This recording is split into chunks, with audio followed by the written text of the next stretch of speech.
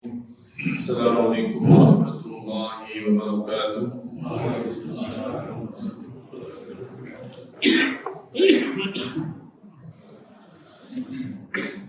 Alhamdulillah ala ihsanihi wa syukru lahu ala taufiqihi wa imtinanihi wa asyhadu an la ilaha illallah wahdahu la syarika lahu ta'ziman li syanihi wa asyhadu anna Muhammadan abduhu wa rasuluhu ad-da'i ila ridwanihi.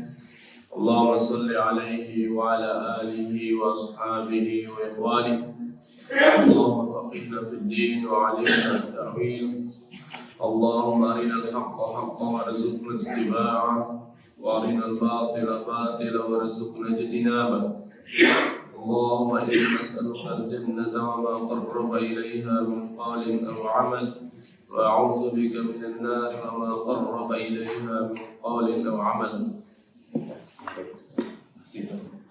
اللهم طهر قلوبنا وحسن فرجنا واغفر ذنوبنا يا ارحم الراحمين. اللهم ربنا آتنا في الدنيا حسنة وفي الآخرة حسنة وقنا عذاب النار. أما بعد. Baik hadirin rahimakumullah, kita beranjak ke bab yang ke-12, yaitu bab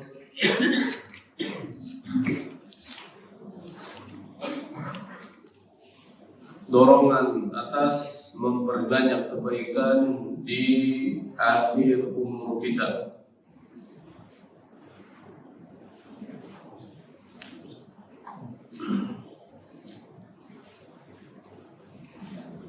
Ada jemaah yang meninggal, Buya. Oh, istri. Baik, semoga Allah Subhanahu wa taala mengampuni dosa-dosa beliau. Allahumma ighfir laha warhamha wa'afiha wa'fu anha. Allahumma ij'al quburaha rawdatan min riyadil jinan wa la taj'al quburaha hufratan min huffarin nira. Allahumma akrim nuzulaha wa wasi' madkhalaha wa ghsilha bima'in wa thaljin wal barad ونقيها من الخطايا كما ينقى ثياب الأبيان من الدنس. اللهم أعذها من عذاب القبر ومن عذاب النار. اللهم بدلها دارا خيرا من دارها وزوجا خيرا من زوجها وأهلا خيرا من أهلها. اللهم أعذها من عذاب القبر ومن عذاب النار وأدخلها الجنة يا أرحم الراحمين. آمين. Baik hadirin rahimakumullah, kita masuk ke bab al-hafi ala ziyadi min al-khairi fi awakhir al-umri. Bab itu dorongan untuk selalu memperbanyak kebaikan di akhir umur kita. Dorongan untuk agar kita selalu memperbanyak amal soleh, kebaikan di akhir-akhir umur kita. Nah, ini penting. Ini semoga bermanfaat bagi kita semua, bagi saya dan hadirin, agar kita memperbanyak amal soleh pada saat kita masih hidup ini.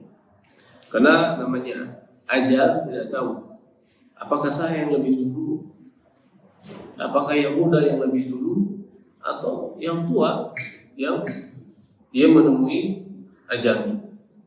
Karena hadirin rahimakumullah, tidak ada tolak ukur terhadap ajal, kematian. Kadang yang muda, yang sehat, dia yang lebih dulu meninggalkan dunia ini.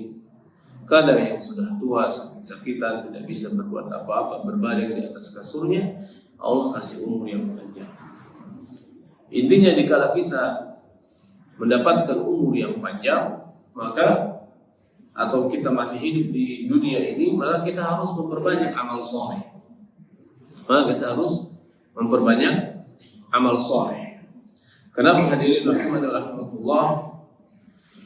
Karena hanya dengan amal soleh itulah kita akan mendapatkan keridhaan dari Allah Subhanahu wa taala. Dan dengan keridhaan Allah itulah kita akan Allah masukkan ke dalam surga. Walaupun kita tidak bisa masuk surga dengan sebab barter, bertukar-guling dengan amal soleh kita. La yadkhulu ahadukum al-jannata bi'amali, kata Rasulullah. Tidak ada yang masuk surga salah seorang dari kalian dengan sebab amal solehnya. Wala anta ya Rasulullah, saya pun dan engkau juga ya Rasulullah, kata Nabi, wala anta. Aku pun tidak bisa masuk surga dengan amal soleh. Nabi dia adalah Rasul. Dia adalah ulul azmi. Dia adalah penyebar tauhid dan sunnah. Dia yang menyebabkan kita seorang muslim sekarang ini triliunan orang mendapatkan hidayah gara-gara Rasulullah SAW. Seberapa besar amal soleh beliau? Banyak, tidak terhingga. Tetapi amal soleh yang banyak ada pada diri Rasulullah SAW itu tidak menyebabkan beliau masuk surga. Artinya maksudnya tidak bisa dibarter tukar guling dengan surga. Tetapi beliau kata Rasulullah SAW, illa ayyataghammadani Allahu birahmatihi, kecuali memang Allah menutup aku dengan rahmatnya, meliputi aku dengan rahmatnya, maka niscaya aku bisa masuk surga dengan rahmat Allah, dengan ridha Allah. Maka hadirin rahmatullah, ulama mengatakan almaru ala bil khawatim, ya. Seseorang itu dilihat dengan akhir hidupnya. Intinya kita dikala akhir hidup kita baik, yaitu husnul khatimah, walaupun amal ibadah kita atau amal kebaikan kita kurang di awal-awal, bahkan keburukan kita banyak, maka insya Allah akan menyelamatkan kita. Maka manfaatkanlah waktu kita hadirin. Maka kata Ibnu Umar radhiyallahu anhu, khudh li sihatika 5 radib. Manfaatkanlah masa sehatmu untuk masa sakitmu. Karena masya Allah kita tidak akan merasakan nikmat sehat, nikmatnya ibadah di waktu sehat, nikmatnya memanfaatkan waktu dikala kita sehat, kecuali pada saat kita tertimpa rasa sakit. Saya kemarin terkena qadarullah sakit, alhamdulillah.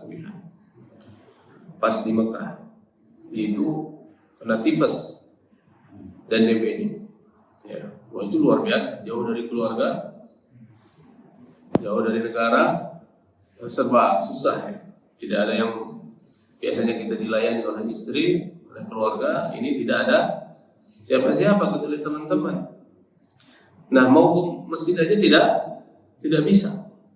Mana panas, musim panas. Dan di sanalah kita bisa merasakan, oh iya, ingin sekali kayak orang-orang pergi ke masjid. Sekarang tidak bisa apa-apa.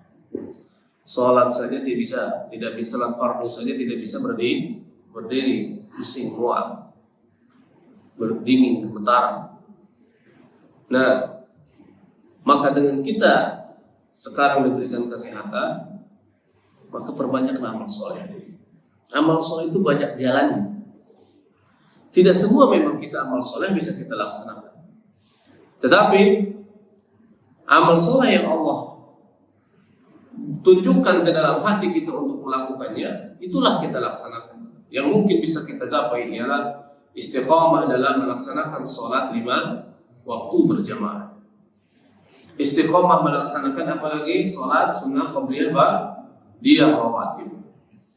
Istiqamah melaksanakan zikir. Istiqamah membaca Al-Quran. Istiqamah sebisa mungkin, sekuat mungkin mempraktekkan sunnah-sunnah Nabi di kehidupan sehari-hari. Dari yang terkecil, dari tata cara masuk WC, keluar WC, sampai berusaha selalu sesuai sunnah Nabi dalam hal berakidah, dalam hal beribadah, dalam hal berinteraksi, bermuamalah, berakhlak yang mulia.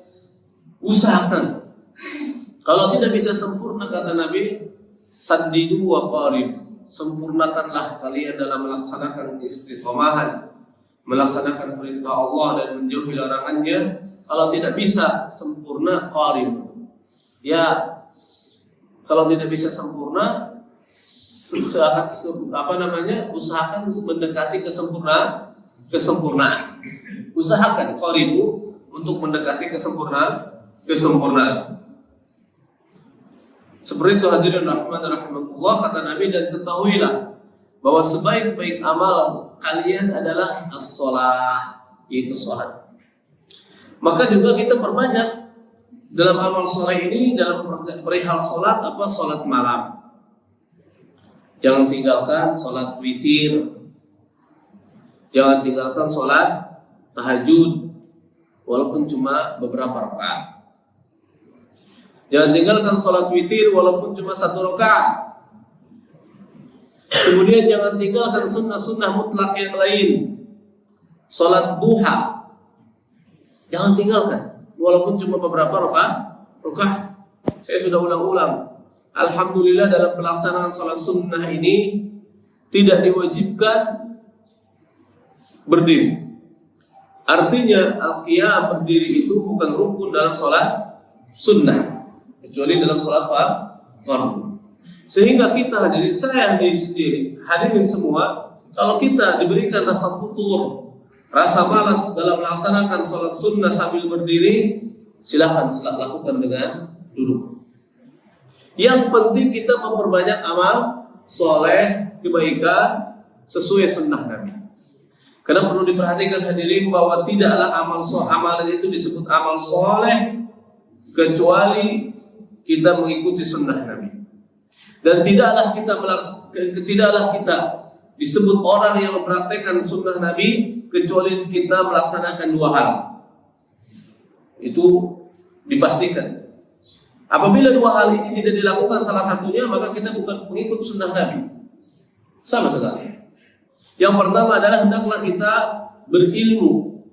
Hendaklah kita berilmu, ilmu yang bermanfaat. Karena tidak mungkin kita mengenal sunnah Nabi kecuali kita dengan ilmunya, benar tak? Maka agar kita dapat ilmu untuk mengetahui sunnah Nabi, maka kita harus banyak duduk di majelis ilmu. Makanya duduk di majelis ilmu itu hukumnya wajib. Dan duduk di majelis ilmu itu adalah sebuah ibadah yang amat besar pahalanya. Luar biasa.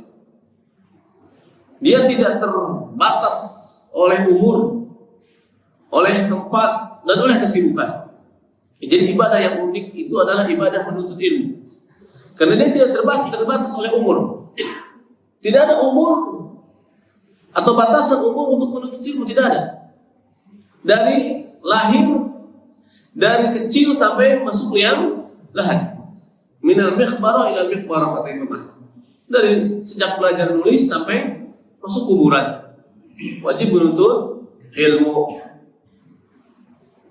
Makanya menuntut ilmu juga adalah tidak dibatasi dengan waktu. Kalau salat kan waktu kaitannya, bersuci dan sebagainya. Kalau menuntut ilmu tidak. Kapan pun kita wajib menuntut ilmu. Adapun yang kita lakukan seminggu sekali itu malah hanya menggugurkan kewajiban, tidak memenuhi syarat kesempurnaan.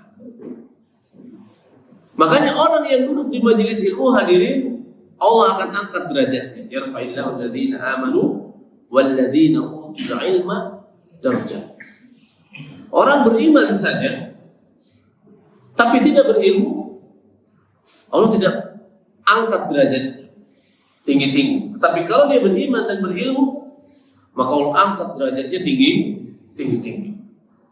Maka duduk saja di majelis ilmu, bahkan dilakukan dengan misal ngantuk-ngantuk, serius, tidak fokus mendengarkan kajiannya atau majelis ilmunya, tetap Allah akan ampuni dosanya.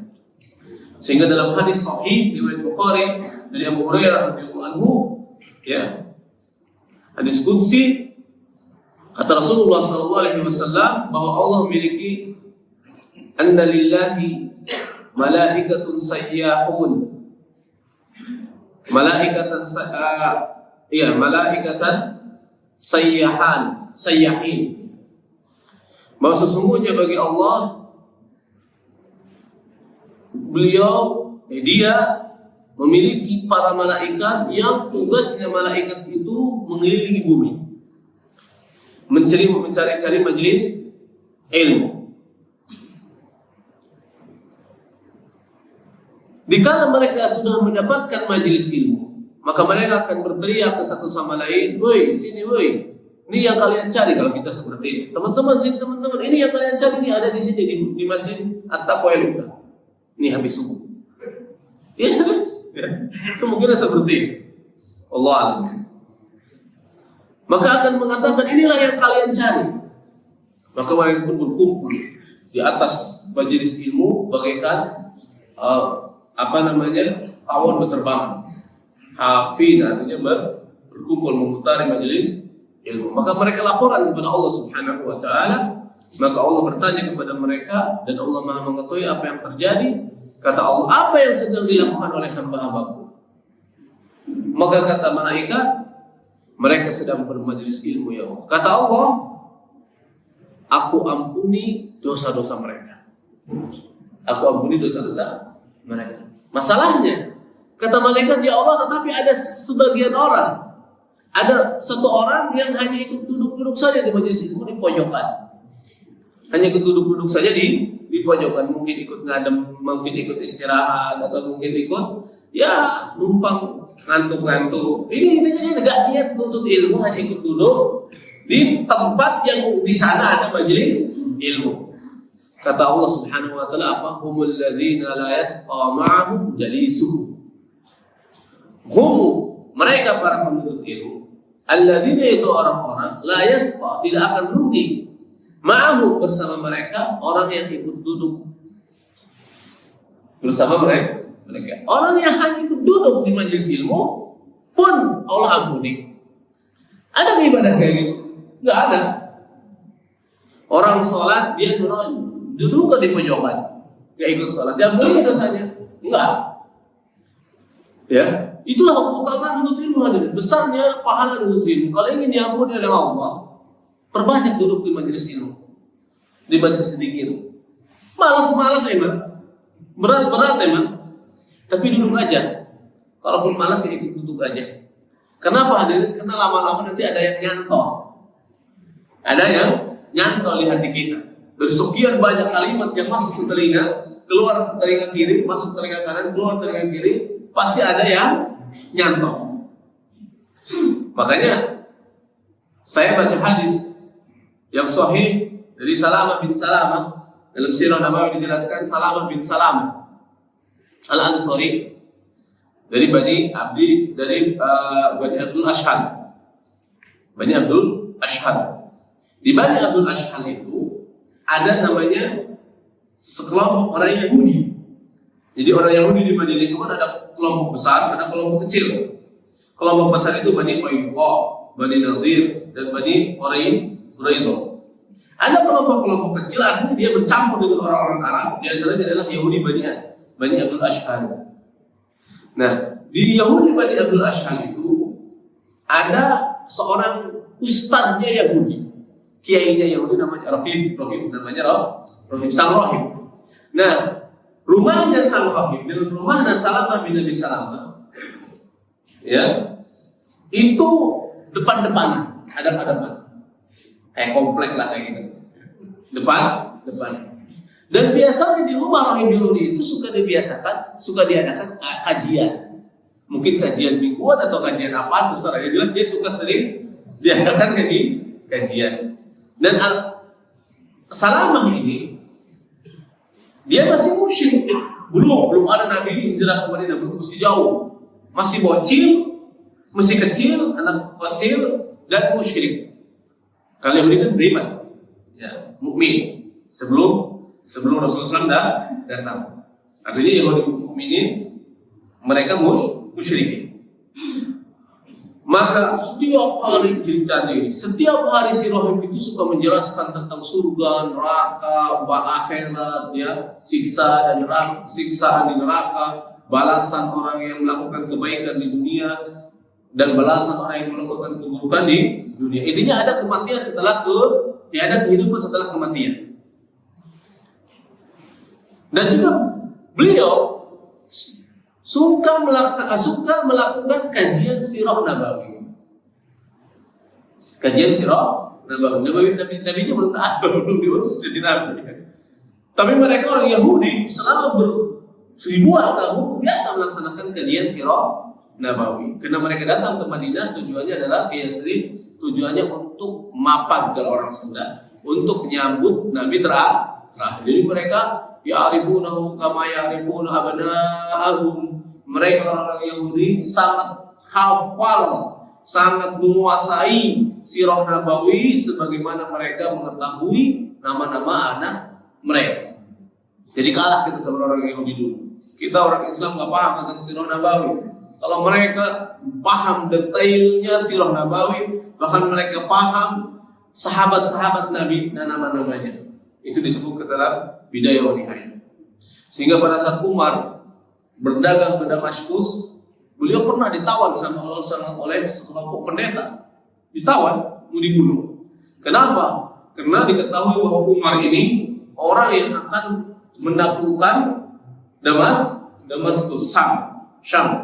Dari pengikut Nabi terakhir. Serius. Disebutkan dalam Bidayah wa Nihayah dalam biografi Umar bin Khattab atau dalam kejadian penaklukan Damaskus.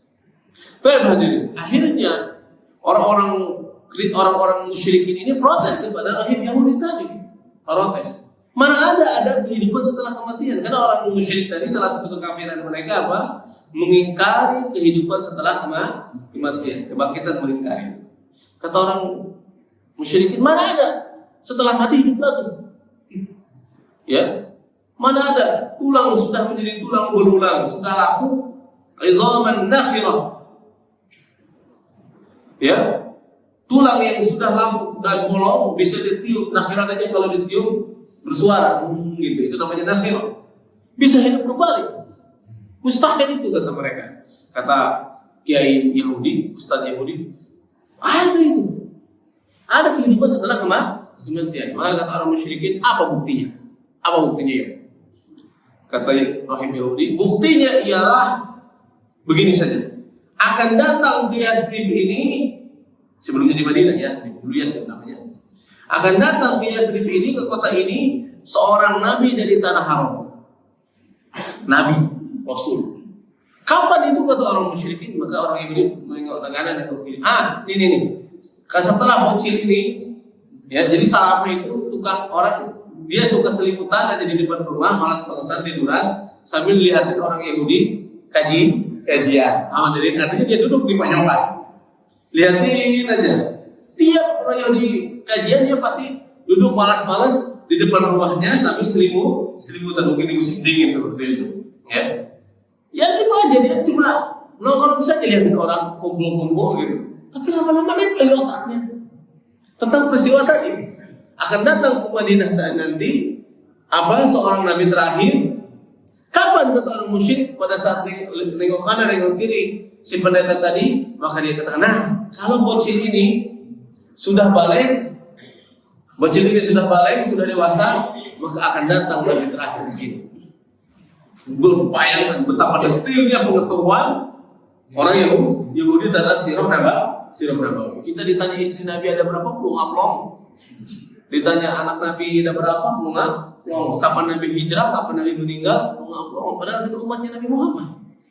Padahal mempelajari sirah Nabawi itu wajib. Kata ulama, kata Ali Zainal Abidin, ya, nahnu naqra'u maghaziya Nabi sallallahu alaihi wasallam kama naqra'u Al-Qur'an. Kami membaca sirah Nabawi itu seperti kami baca Quran. Itu hadirin. Ya makanya kita beli buku sirah Nabawi, baca bareng keluarga.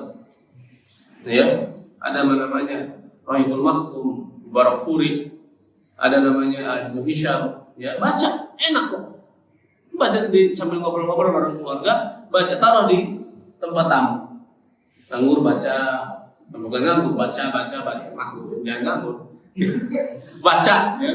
Setiap malam, setiap hari. Wajib. Maka apa yang terjadi? Nah, peristiwa ini nempel di telinganya bocil tadi. Salaman yang tidak niat ikut majelis ilmu. Duduk di pojokan tidak niat untuk bermajelis ilmu. Maka benar saja pada saat beliau dewasa datang Rasulullah SAW bersama Abu Bakar hijrah, masuk Islam lah beliau. Masuk Islam. Maka setelah kejadian itu dia datangi si Yahudi tadi, si Ustadz Yahudi.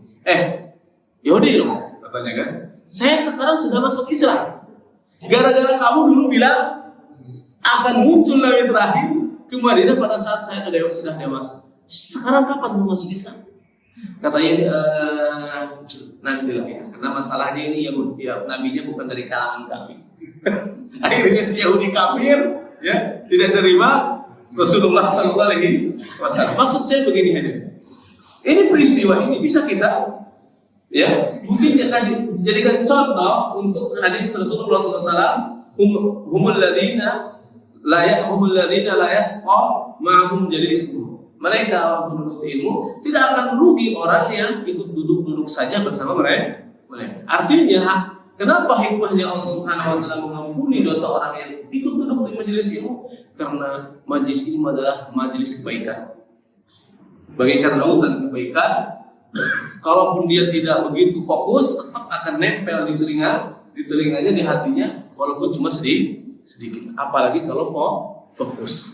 Itulah hadirin rahimahullah. Maka kita tidak akan bisa menjadi seorang pengikut sunnah, pelaksana sunnah, kalau tidak memiliki ilmu yang bermanfaat. Yang kedua adalah ilmu yang bermanfaat tidak akan memiliki faedah sama sekali, atau ilmu tidak akan berfaedah sama sekali kecuali diiringi dengan amal soleh. Maka disebut ilmu yang bermanfaat. Maka kita setiap pagi apa doanya? Allahumma inni as'aluka ilman nafi'an wa rizqan thayyiban wa amalan mutaqabbalan. Kenapa hadirin harus ilmu yang bermanfaat lebih dahulu? Karena mustahil kita memiliki rezeki yang halal, yang baik, kecuali kita mencari rezeki dan mendapatkan rezeki itu diiringi dengan ilmu syariat, sehingga kita tahu mana yang halal, mana yang haram, mana yang syubhat, mana yang benar-benar jelas kehalalannya dan jelas keharamannya.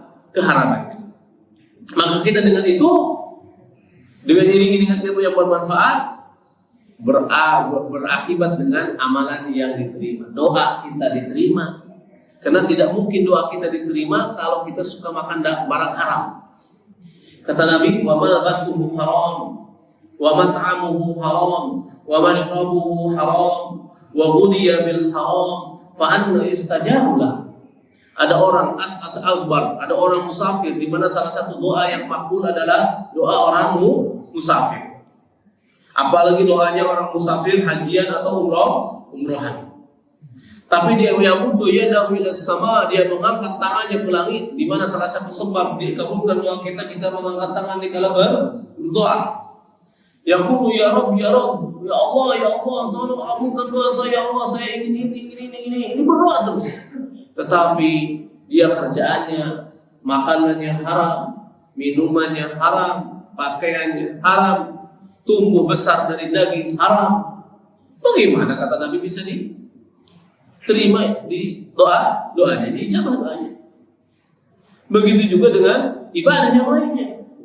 Maka dengan ilmu yang bermanfaat, ibadah diterima. Rizki yang halal, ibadah diterima.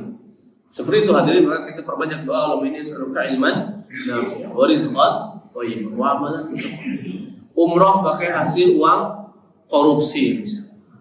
Haji pakai hasil uang korupsi. Atau pakai hasil uang riba. Atau uang nipu. Ya bakalan diterima ibadahnya. Mustahil. Sah gak sholat umrahnya? Sah. Hajinya sah gak? Sah. Tapi mustahil diterima dari semua ibadah yang dia lakukan. Doanya di Arafah pada saat wukuf di Arafah gak bakal diterima. Nah inilah hadirin rahimahullah, intinya berusaha kita melaksanakan amal soleh, itu sunnah Nabi dari kehidupan kita sehari-hari. Apapun sunnah Nabi kita laksanakan. Jangan merasa gatel melaksanakan sunnah Nabi. Anti dikala kita mendengar sunnah Nabi. Jangan. Karena tidak mungkin ibadah kita diterima kecuali dengan sunnah Nabi SAW.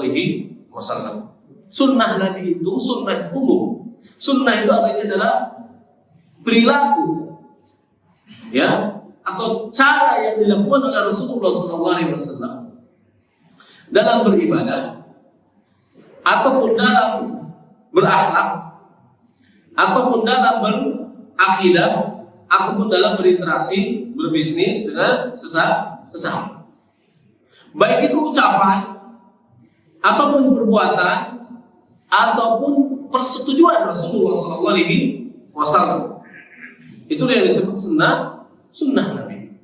Bukan sunnah dalam artian fikih atau usul fikih, yang yaitu apabila dilakukan dapat pahala, apabila tidak dilakukan tidak dapat pahala. Yusabu fa'iluhu wa la yusabu tarikuhu.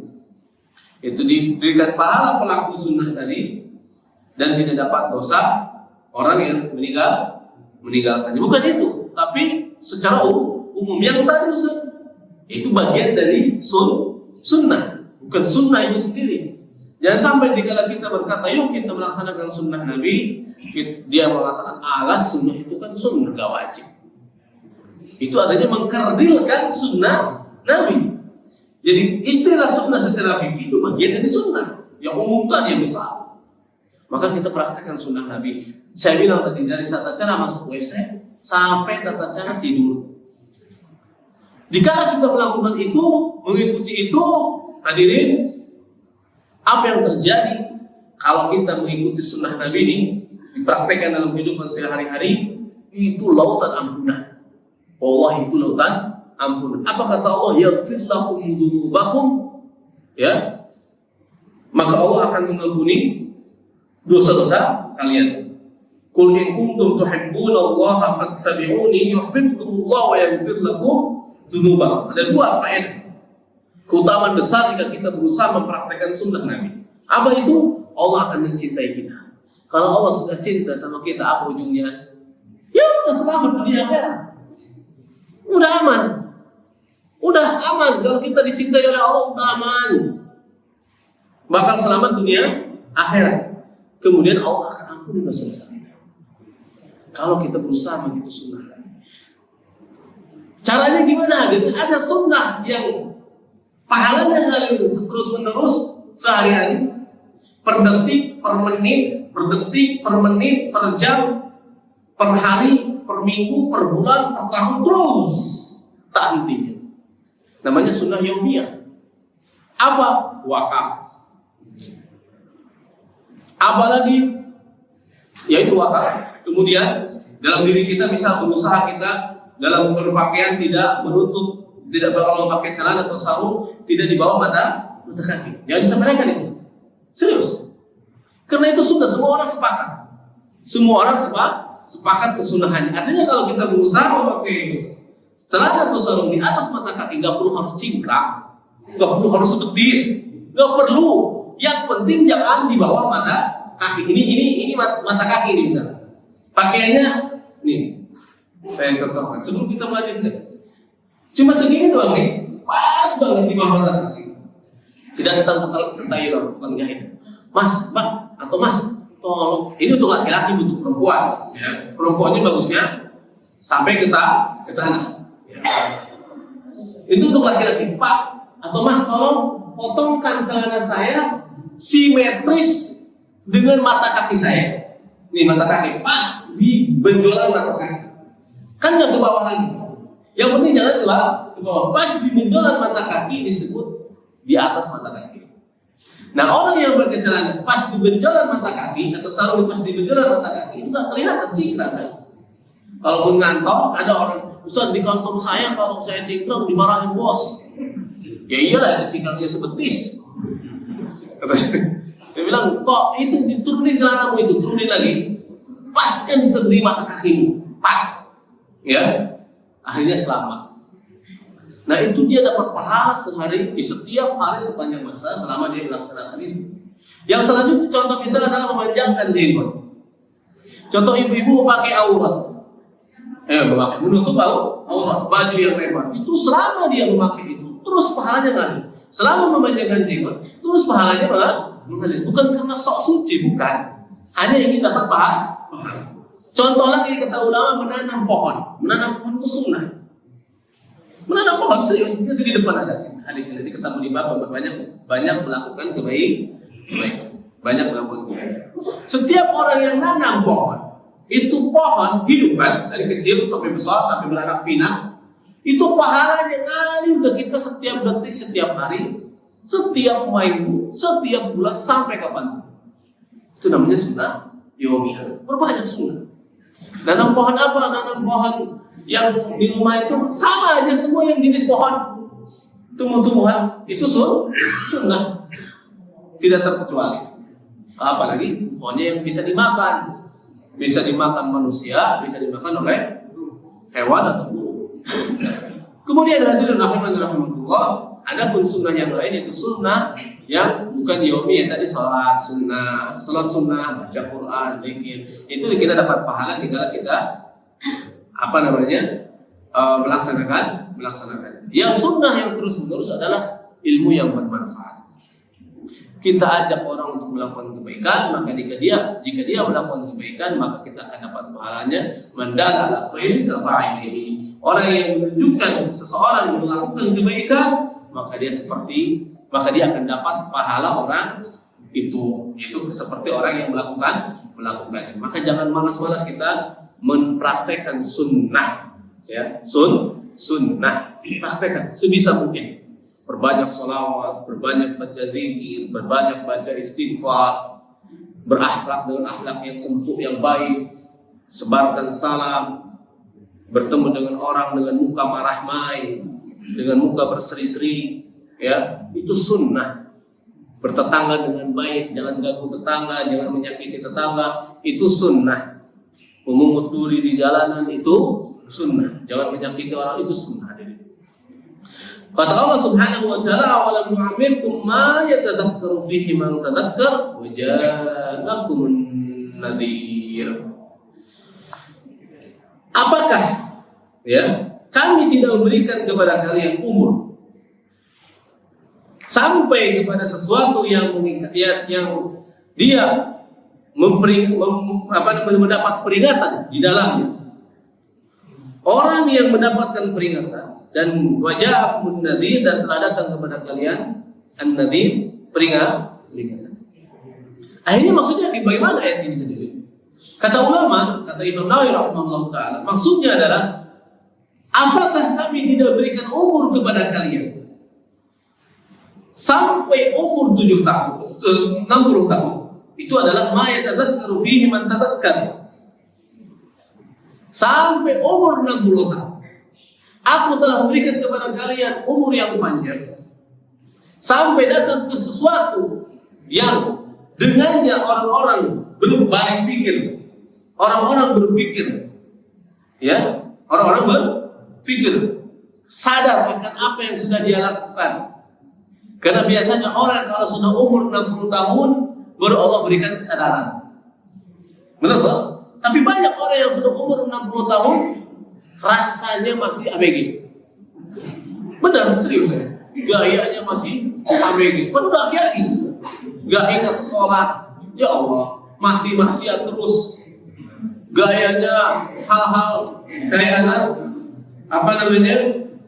Gen Z. Nah, ini udah bahaya. Ini sudah bahaya. Celaka sekali hadirin.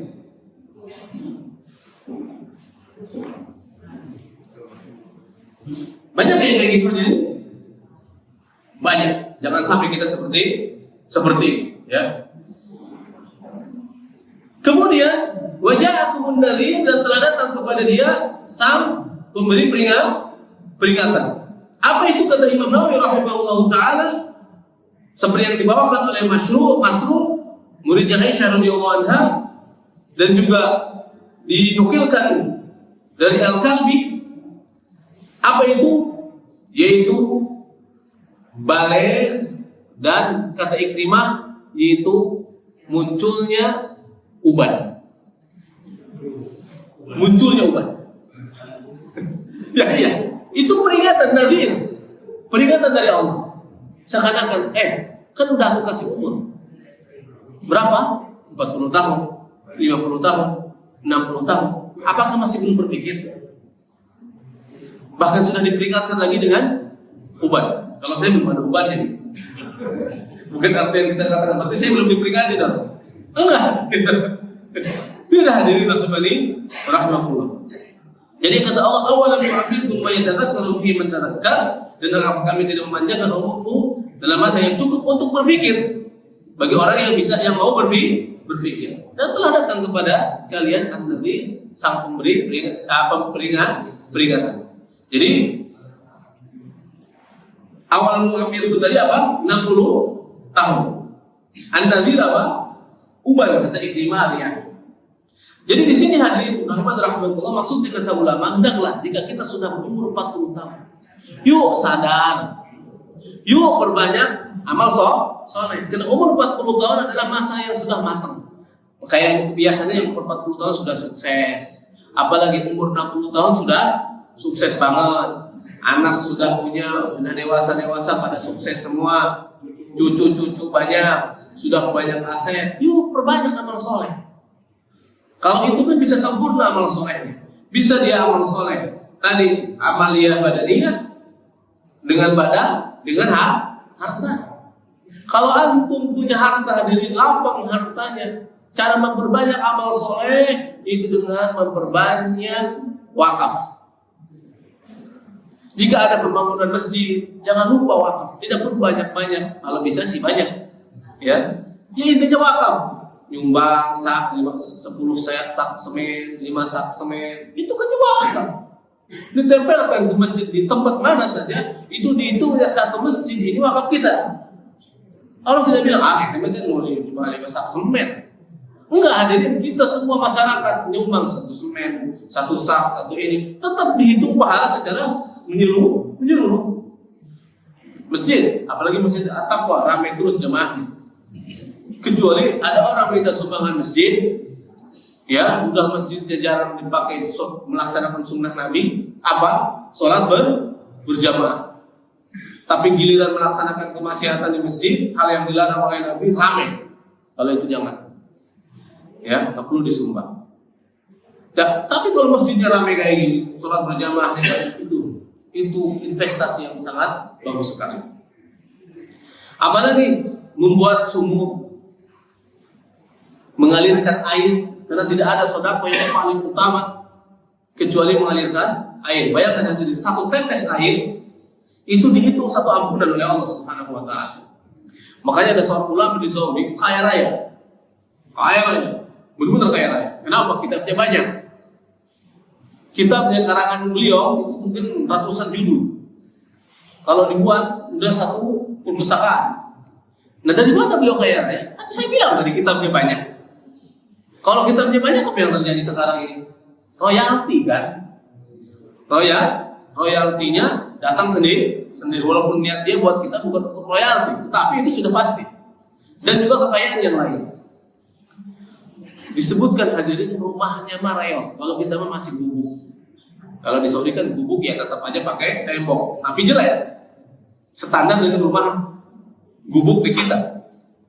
Tapi disebutkan beliau rahimahullah, Syekh Muhammad bin Shalih rahimahullah, membuat ribuan lubang sumur dan jalan di Afrika. Dan satu sumurnya bukan 15 juta, 20 juta, bukan.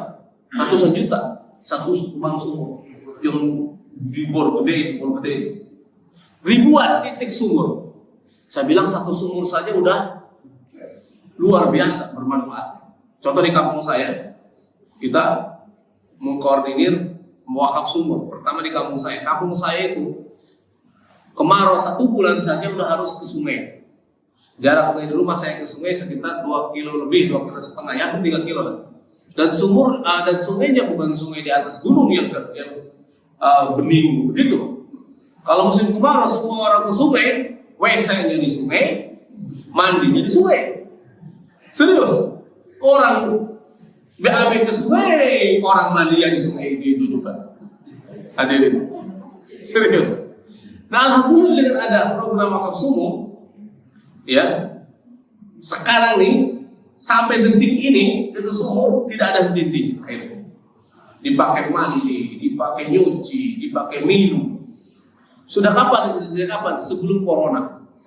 Berarti sudah 5 tahun dengan 6 tahun dengan sekarang. Saya bayangkan orang yang wakaf sumur ini, ya, dia lagi malam Lailatul Qadar, misal lagi leha-leha saja di rumah, tetap ampunan dapat Lailatul Qadar ya. Lagi 10 awal bulan Dzulhijjah, leha-leha saja di rumah, tetap dapat 10 awal bulan Dzulhijjah dari sumur itu. Itulah sunnah. Jadi kita jangan malas-malasan melaksanakan sunnah Nabi Sallallahu Alaihi Wasallam. Kemudian hadirin rahman dan rahmatullah. Hadis pertama di bab ini ialah hadis dari Abu Hurairah radhiyallahu anhu, dari Nabi Sallallahu Alaihi Wasallam, dari Nabi kita Muhammad Sallallahu Alaihi Wasallam, qala, Rasulullah SAW bersabda, "A'dharullahi lamri'in akhar ajalahu hatta balagha 60 sanah." Hadis riwayat Bukhari nomor 6419. Baik, perhatikan ini. Allah memberikan uzur kepada seorang. Allah memberikan uzur kepada kita. Yang Allah akhirkan. Jadi cara Allah memberikan uzur kepada kita apa? Dengan mengakhirkan ajal kita sehingga sampai umur kita 60 tahun. Artinya kalau kita sudah umur 60 tahun, maka sempurna tuntutan Allah. Nggak ada uzur lagi. Nggak bisa kita beralibi. Kamu kenapa pahala Pak catatan kebaikannya kurang?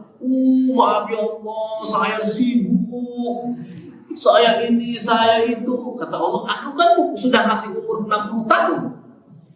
Masa dalam umur 60 tahun kamu tidak ada kesempatan untuk berpikir? Ma yatadhakkaru man tadhakkar. Sebagai bentuk peringatan bagi orang yang mau berpikir. Masa kamu tidak bisa berpikir, tidak bisa kembali, tidak bisa meredam diri, kembali kepada Allah bertobat?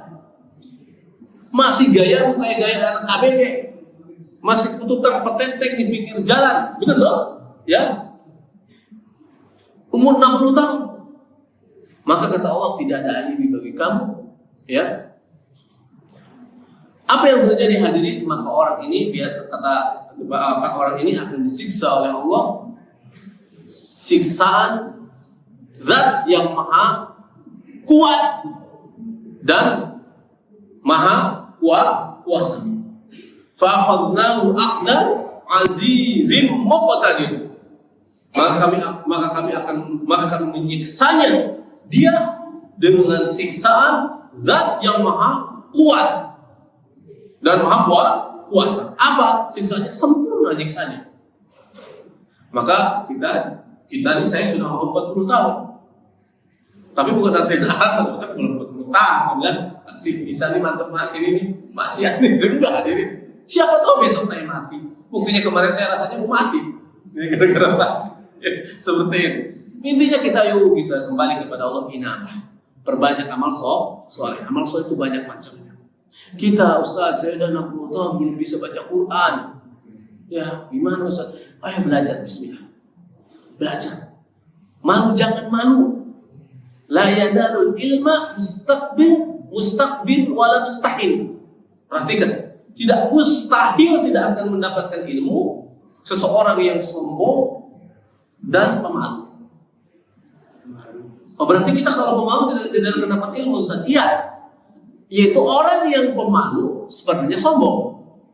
Contoh tadi, kita sudah tua nih. Sudah tua. Ada murid kita, misalnya yang di sini nih yang pintar baca Qur'annya, pindah bacaannya Hafiz. Hafiz tahu kan? Hafiz Sulaiman ya, apa namanya? Hafiz ya. Orang jamaah itu kan dulu yang pindah di sana semua. Oh, baca Qur'annya indah sekali. Kita mau belajar sama dia misalnya. Malu si Hafiz bocil, kemarin dulu pernah saya sentil misalnya. Nah, orang kayak gini nggak bakalan dapat ilmu. Karena malu. Kata malu yang dia ungkapkan sebenarnya sombong. Kalau sebenarnya istilahnya apa? Banyakan gue makan garamnya. Gitu kan? Sombong sebenarnya. Maka orang sombong tidak akan dapat ilmu. Maka apa? Hilangkan itu. Langsung kita belajar Iqra. Jangan malu belajar Iqra. Ngapain malu? Hanya belajar A, Ba, Ta. Itu dapat pahala. Ustaz, tapi saya baca Qur'annya nggak bisa. Susah payah kayak orang cekik. Ya kayak orang cekik. Wa man qara'al Qur'an wa yatata'u bihi wa wasyaqun alaihi fa ajr. Orang baca Quran terbata-bata, ngap-ngapan, berat, ya, tetap Allah kasih 2 pahala walaupun salah-salah. Kemudian kalau kita memang tidak bisa sama sekali, perbanyak baca zikir subhanallah wa bihamdi. Subhanallah. Kenapa? Dua zikir ini lebih berat daripada dunia dan seisinya. Jadi kalau orang infak 1 gunung emas, tetap pahalanya lebih besar berzikir subhanallah bihamdi subhanallah. Kalau begitu Ustaz, saya nggak jadi infak. Ya enggak juga, ya. Tetap subhanallah bihamdi subhanallah, infak, ibadah dan semisal. Orang yang infak segede gunung Uhud emas juga dia baca subhanallah bihamdi subhanallah. Seperti itu hadirin rahimahullah. Maka di sini kata Syekh Utsaimin rahimahullah itu apa? Kita wajib untuk pertama mempelajari tata cara wudu, tentang tata cara sholat, tentang tata cara baca Quran, tentang tata cara zikir, tentang tata cara kalau punya uang umroh, tentang tata cara haji, tentang tata cara zakat. Karena kalau sudah umur 60 tahun tidak ada alasan lagi bagi kita, tidak ada uzur. Berbeda kata beliau kalau ada orang yang matinya baru umur 16 tahun atau 20 tahun, masih muda. Orang ini masih diberikan uzur oleh Allah Subhanahu wa taala. Dalam hal apa uzur? Itu kata ulama, dalam hal berpikir, memikirkan ayat Allah, mentadaburi ayat Allah. Itu kita sekarang mempraktekkan sunnah-sunnah Nabi sallallahu alaihi wasallam, memperbanyak amal soleh. Udah suruh? Belum. Seperti itu hadirin rahimanallah ya. Jadi kita harus, apalagi misal di antara kita, mohon maaf, yang sudah lebih umurnya 60 tahun, ada yang 70 tahun masih sehat walafiat, jam-jam ringkas ya. Itu udah bonus dari Allah. Perbanyak amal soleh. Ustaz, saya baru berpikir sekarang, nggak apa-apa. Alhamdulillah baru berpikir sekarang. Dari sekarang perbanyak amal soleh. Pertama, jangan melakukan kesyirikan. Sebesar-besarnya amal soleh dan segede-gedenya amal soleh, dan amal soleh yang paling gede melepaskan diri kita dari belenggu kesyirikan. Apa saja bentuk kesyirikan, ritual budaya yang ada kesyirikan tinggalkan. Apapun yang dulu kita masih percaya itu, klinik-klinik kita tinggalkan. Itulah sebesar-besarnya amal soleh. Karena tidak ada gunanya hadirin amal soleh yang kita lakukan kalau masih ada kesyirikan yang masih bercokol dalam diri seseorang. Gak ada gunanya. Tidak ada gunanya sama sekali. Kenapa hadirin? Karena kesyirikan adalah dosa yang amat besar. Allah tidak akan memasukkan ke surga seseorang yang mati dalam keadaan membawa dosa syirik. Masih percaya dukun, masih percaya zina, masih percaya klinik. Bahkan dia masih kalau buat rumah, kalau bangun rumah masih sukanya beli ayam atau kambing, darahnya ditaruh di kodasi. Tujuannya adalah untuk menangkal keburukan jin. Itu syirik akbar. Itu sesajen namanya. Itu sesajen. Jangan lakukan. Walaupun budaya kita dalam Islam tidak dilarang meninggalkan budaya, tidak dilarang sama sekali. Kita dalam Islam tidak dilarang melakukan budaya. Dan tidak disuruh untuk meninggalkan budaya, sama sekali tidak dalam Islam. Kecuali budaya itu bertentangan dengan syariat, dengan akidah. Silakan saja kita mau pakai pakaian gaya Jawa, pakai belangkon sholat, tidak ada larangan. Ngisi kajian pakai pakaian Sunda misal, tidak ada larangan asal tidak bertentangan dengan syariat.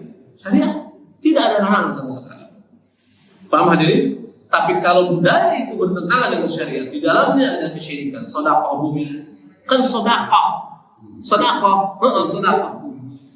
bumi berarti kan sedekah, kan ada nama Islamnya. Bukan namanya yang dilihat, tapi hakikatnya. Sedekah bumi nama lain dari sesajen. Maka jangan dilakukan. Sedekah laut nama lain sesajen ke Nyira Rocky dulu. Itu dia jangan dilakukan. Itu kesyirikan, syirik akbar. Pertama kesyirikan, tinggalkan. Maka jika kita sudah meninggalkan ini, kita senang. Kenapa hadirin? Saking dahsyatnya dosa syirik, Nabi Muhammad diancam oleh Allah. Ya. Apa namanya? Walaqad uhiya ilaika wa ilal ladzina min qablika la in asyrakta la yahbatanna 'amaluka, kata Allah. Sungguh Muhammad, sungguh telah diwahyukan kepada engkau dan para nabi sebelum engkau. Apa itu? Kalau engkau Muhammad, Nabi Muhammad. Kalau engkau Muhammad musyrik, astagfirullah. Kalau engkau Muhammad musyrik, maka aku akan hapuskan seluruh amal ibadah. Nabi Muhammad diancam sama Allah kalau musyrik, wasalam, binasa. Wala takunanna minal khasirin, maka niscaya engkau akan menjadi manusia yang merugi. Siapa itu? Kita, Nabi Muhammad diancam sama Allah. Walaupun ini adalah hanya sebagai ibrah, pelajaran bagi kita. Bukan artinya ada kejadian, enggak. Terus bagaimana dengan kita? Kita yang bukan siapa-siapa. Kalau enak-enakan mudah-mudahan melakukan kesyirikan, wasalam.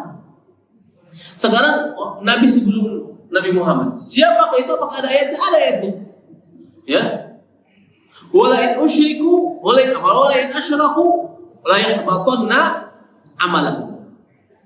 Jika mereka para nabi, surat apa itu? Surat Al-A'raf. Ya. Jika mereka para nabi melakukan kesyirikan, maka niscaya akan dihapuskan seluruh amal soleh mereka. Jadi sebelum ayat ini Allah memuji para nabi, dari Nabi Nuh sampai Nabi Isa. Dalam ayat itu sekitar 18 nabi dipuji oleh Allah Subhanahu wa taala tentang amal solehnya, tentang dakwahnya. Tapi di ujung Allah Subhanahu wa taala mengatakan la in asyraku diancam. Jika mereka melakukan kesyirikan, maka amal soleh mereka akan Allah hapus. Jadi amal soleh nomor wahid apa? Meninggalkan kesyirikan. Gak ada gunanya kita ibadah kalau masih bergelimpang kesyirikan. Lebih baik itu dibanding bukan artinya baik. Orang yang bermaksiat tapi ibadah terus, masih mau kebaikan orang ini daripada dia kelihatan soleh, ya tongkrongannya tapi dia masih percaya kalau ini gak ada gunanya. Serius saja. Kenapa kata Allah Subhanahu kata Rasulullah SAW, "Dharsul kafiri fin nari mislu Uhudin."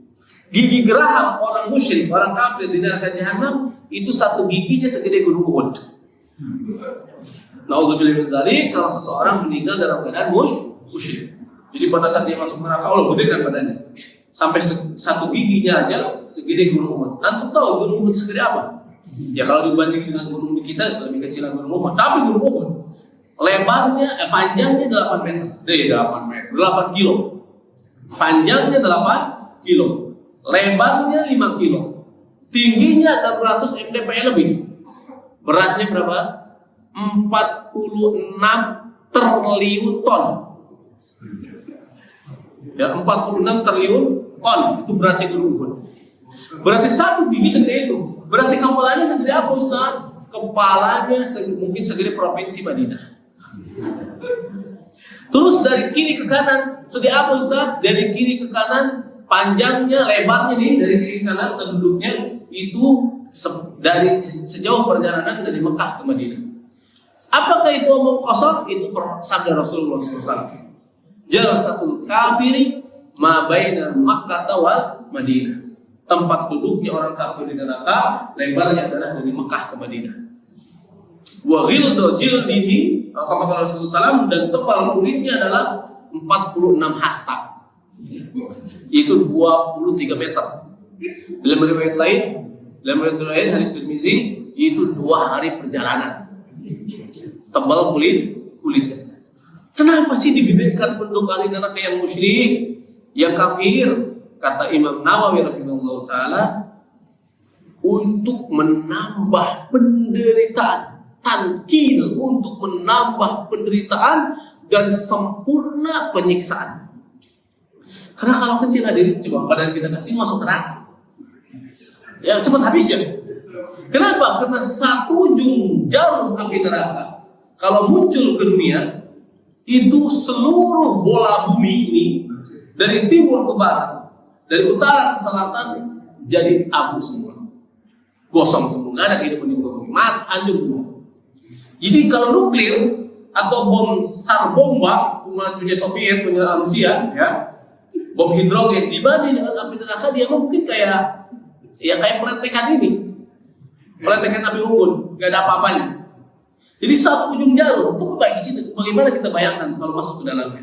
Jadi dengan badan sebesar itu, dia kata Imam Nawawi dalam Sahih Muslim, dia akan merasakan panasnya api neraka secara sempurna, pelan-pelan, seinci demi seinci, sampai gosong kulitnya, sampai gosong dagingnya, sampai tulangnya. Kullamannya dijuluduhum badalna juludan ghairah. Maka jika badannya gosong, matang, maka kami gantikan dengan kulit yang lain. Itulah dirinya melakukan syirik. Tetapi kalau seseorang Muslim tidak melakukan dosa syirik, tidak ada dosa syirik, walaupun dia punya dosa-dosa yang lain, berbahagia. Insya Allah akan selamat dunia akhirat, yaitu tadi di bawah kehendak Allah Subhanahu wa Ta'ala. Yaitu dia kalau Allah kehendaki dia masuk neraka, tapi tidak akan kekal, tidak akan disamakan dengan orang musyrik atau orang kafir. Maka amal soleh yang paling utama meninggalkan kesyirikan. Amal soleh yang kedua apa? Melaksanakan, mempraktekkan segala sunnah Nabi Sallallahu Alaihi Wasallam. Sampai di sini hadirin, ada yang tanyakan silakan. Kalau tidak ada kita langsung tutup saja karena sudah waktunya berhenti ya. Tapi tidak ada yang ditanyakan ya. Semoga bermanfaat bagi kita semua. Semoga kita yaitu berada di atas sunnah Nabi, berada di atas ketauhidan. Semoga saudara-saudara kita yang sudah meninggal dunia meninggal dalam mentauhidkan Allah, meninggal sebagai umat Muhammad yang selalu melaksanakan sunnah-sunnahnya, dilapangkan kuburannya dan kita bisa bertemu dengan mereka semua nanti di akhirat di surganya Allah Subhanahu wa Ta'ala, di dalam keridhaan Allah Subhanahu wa Ta'ala. Semoga kita hadirin menjadi manusia-manusia yang selalu istiqamah melaksanakan sunnah Rasulullah Sallallahu Alaihi Wasallam. Sampai di sini saja hadirin rahimahullah. Mohon maaf atas segala kekurangan. Subhanakallahumma wa bihamdika asyhadu an la ilaha illa anta astaghfiruka wa atubu ilaik. Assalamualaikum warahmatullahi wabarakatuh.